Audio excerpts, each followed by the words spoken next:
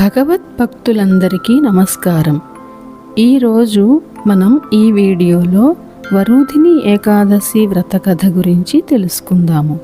వరుధిని ఏకాదశికి సంబంధించిన పురాణ గాథ చాలా ఆసక్తికరంగా మరియు భక్తిపూర్వకంగా ఉంటుంది.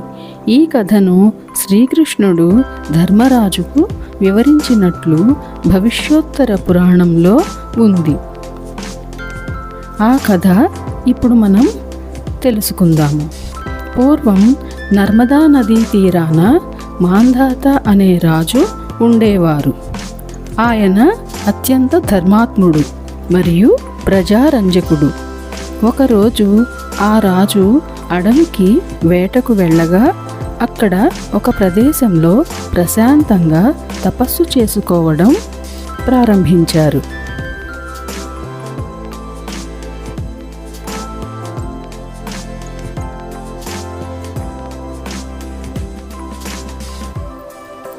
ఆ సమయంలో ఒక అడవి ఎలుగుబంటి అక్కడికి వచ్చి తపస్సులో ఉన్న రాజు కాలును పట్టుకుని కొరకడం మొదలుపెట్టింది. అంతటితో ఆగకుండా రాజును ఈడ్చుకుంటూ అడవిలోకి తీసుకెళ్ళసాగింది. అప్పుడు రాజుగారు భయపడలేదు, తన ధర్మాన్ని విడనాడలేదు. ఆ ఎలుగుబంటిని చంపే శక్తి అతనికి ఉన్నప్పటికీ తపస్సులో ఉన్న కారణంగా హింస చేయకూడదని తలంచి రక్షించమని మనసులోనే శ్రీమన్నారాయణుడిని వేడుకున్నారు.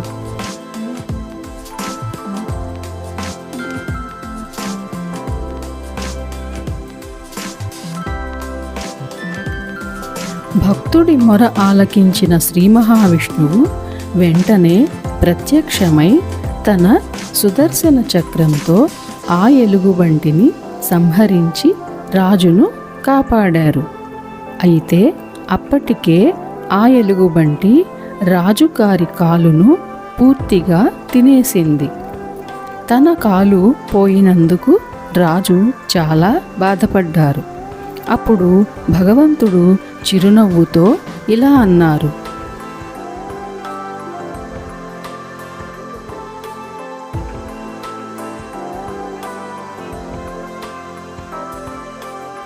రాజా, నువ్వు బాధపడకు. ఇది నీ పూర్వజన్మ పాప ఫలితం. నీ కాలు తిరిగి మామూలు స్థితికి రావాలంటే నువ్వు మధురా నగరానికి వెళ్ళి అక్కడ వరుధిని ఏకాదశి వ్రతాన్ని నిష్ఠతో ఆచరించు. నా వరాహ అవతారమూర్తిని మనస్ఫూర్తిగా పూజించు. ఆ వ్రత ప్రభావంతో నీ కాలు మళ్ళీ పూర్వపు స్థితికి వస్తుంది అని శ్రీ మహావిష్ణువు రాజుగారితో చెప్పడం జరిగింది. భగవంతుడి ఆజ్ఞ మేరకు మాంధాత మహారాజు మధురకు వెళ్ళి వైశాఖ కృష్ణపక్ష ఏకాదశి నాడు అత్యంత భక్తి శ్రద్ధలతో వరుధిని ఏకాదశి వ్రతాన్ని ఆచరించారు. ఆ వ్రత పుణ్యఫలం వల్ల ఆయన పోగొట్టుకున్న కాలు తిరిగి రావడమే కాకుండా ఆయన మరింత కాంతివంతుడు అయ్యారు. మరణానంతరం ఆయనకు మోక్షం లభించింది.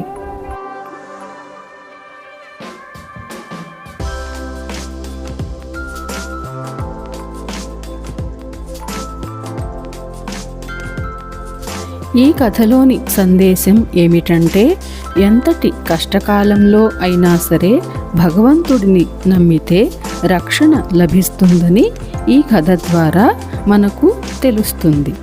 అందుకే వరుధిని అంటే రక్షణ కవచం అని అర్థం. ఈ రోజున చేసే ఉపవాసం, దానం మరియు విష్ణు స్మరణ వల్ల తెలిసి తెలియక చేసిన పాపాలన్నీ తొలగిపోతాయని భక్తుల యొక్క ప్రగాఢ నమ్మకం.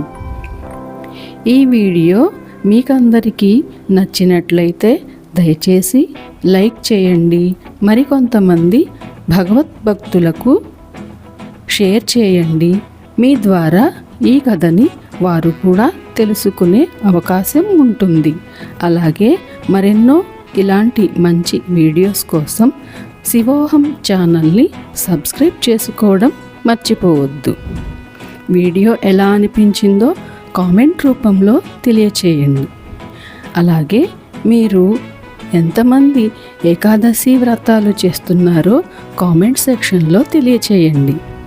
వరుధిని ఏకాదశే కాకుండా అన్ని మాసాలలోనూ శుక్లపక్షంలో ఒక ఏకాదశి, కృష్ణపక్షంలో ఒక ఏకాదశి, ఇలా సంవత్సరానికి 24 ఏకాదశులు వస్తాయి. శివోహం. అందరికీ ధన్యవాదములు.